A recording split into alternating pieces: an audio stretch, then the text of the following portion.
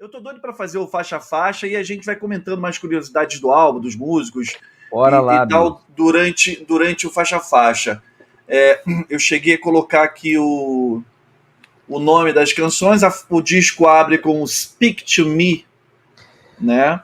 Imagine você fazer isso, cara. Você chegar em casa, comprei um novo disco do Pink Floyd, colocou pra tocar e abre um coração. Feito ali.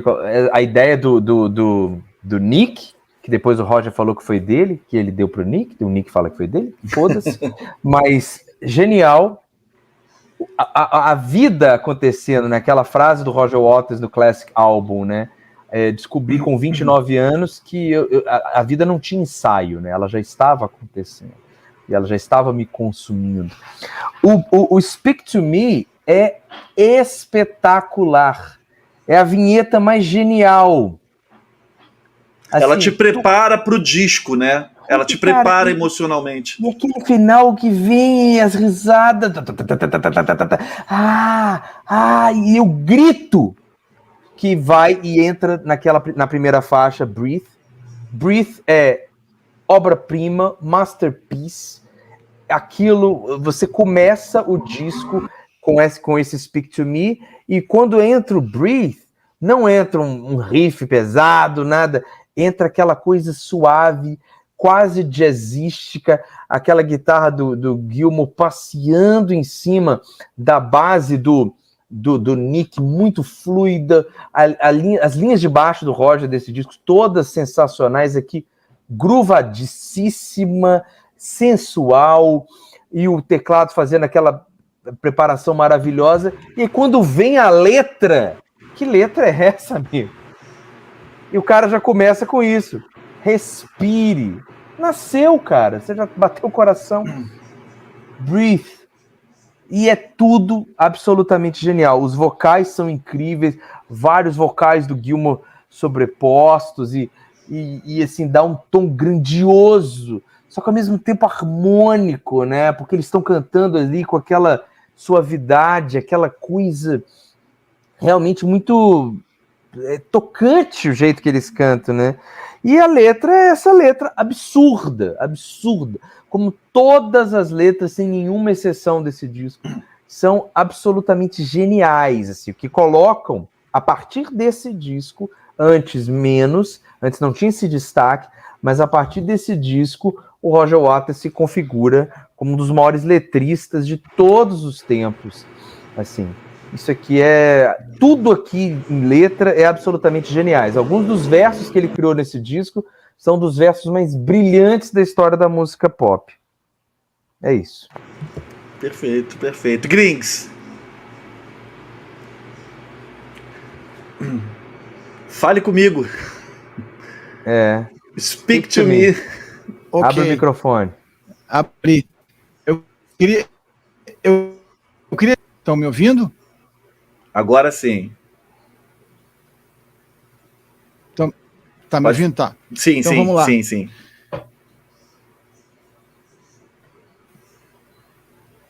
Estão me ouvindo, então?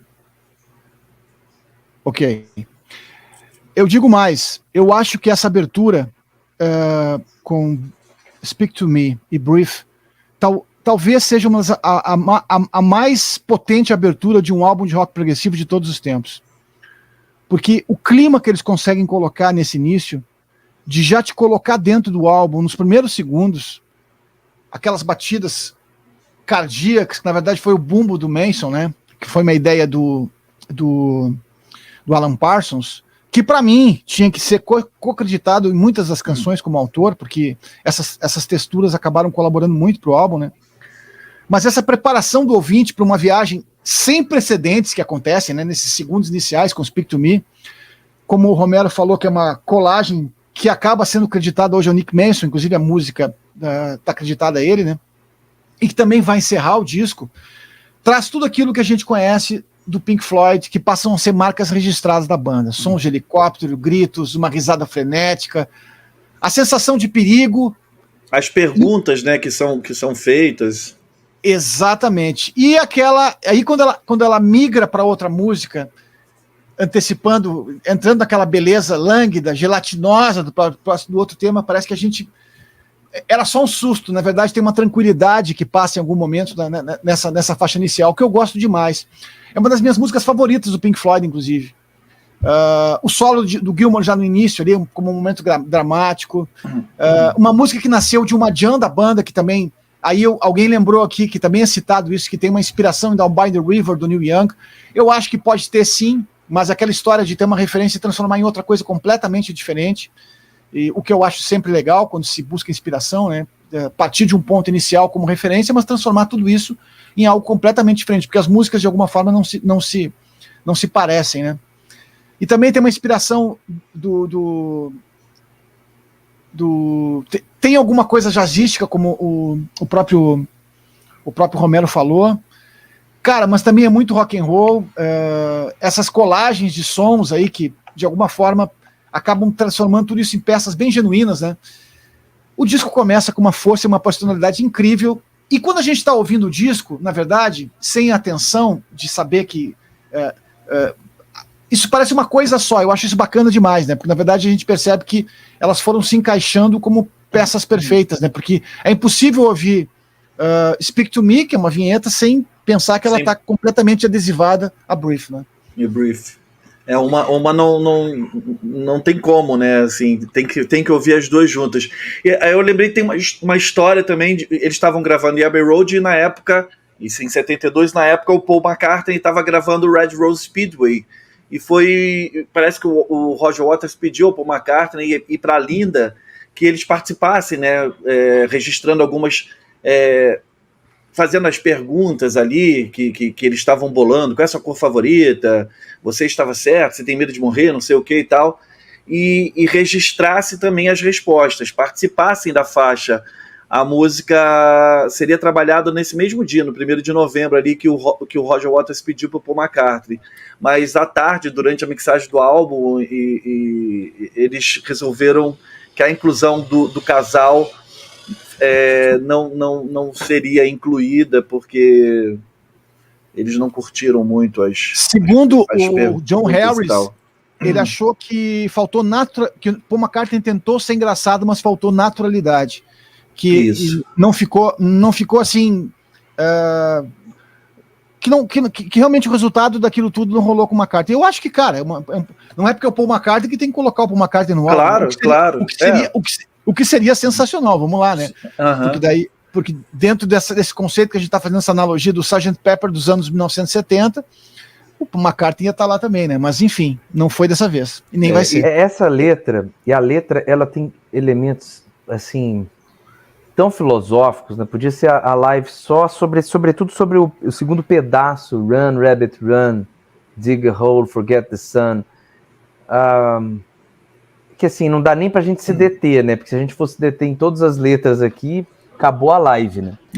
Porque são absurdamente geniais, cara, assim, como elas trazem essa coisa da existência dentro de um processo de civilização e trabalho e tempo e como dinheiro, e isso é trazido de uma forma tão bonita, sabe? Não é nem um pouco pedante, não é nem um pouco panfletária, ela é bem existencialista, mas metafórica, poética mesmo. Lindo, na medida, lindo, né? Na medida. É perfeito. Eu anotei aqui o lance dos efeitos sonoros, né? Então tem esse batimento cardíaco, que também pode ser ouvido no final de Eclipse. Tem o tic-tac do relógio, que também pode ser ouvido em Time. Tem aquele riso, que eu adoro, um riso meio maníaco, né? Do Peter Watts, que também pode ser ouvido em Brain Damage. Tem aí o barulho da caixa registradora, papel rasgando e moedas caindo, também ouvidos em Money. Barulho de helicóptero, também ouvido em On the Run. O grito da Claire Torrey, a gente vai falar mais dela em The Great Gig in the Sky. E um acorde de piano ao contrário que conduz a Brief. E as partes faladas são: estou louco há anos, absolutamente há anos, e eu estive no limite por muito tempo, trabalhando com bandas há tanto tempo. Eu acho... Aí um termo sei lá, em inglês lá, Creek, que eu não achei tradução para isso. Sempre fui louco, sei que fui louco, como a maioria de nós. Muito difícil explicar por que você está bravo, mesmo que não esteja bravo.